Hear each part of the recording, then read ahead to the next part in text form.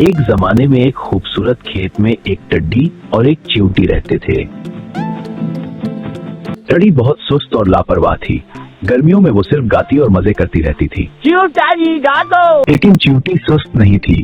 वो दिन रात मेहनत करती और सर्दियों के लिए दाने जमा करती थी।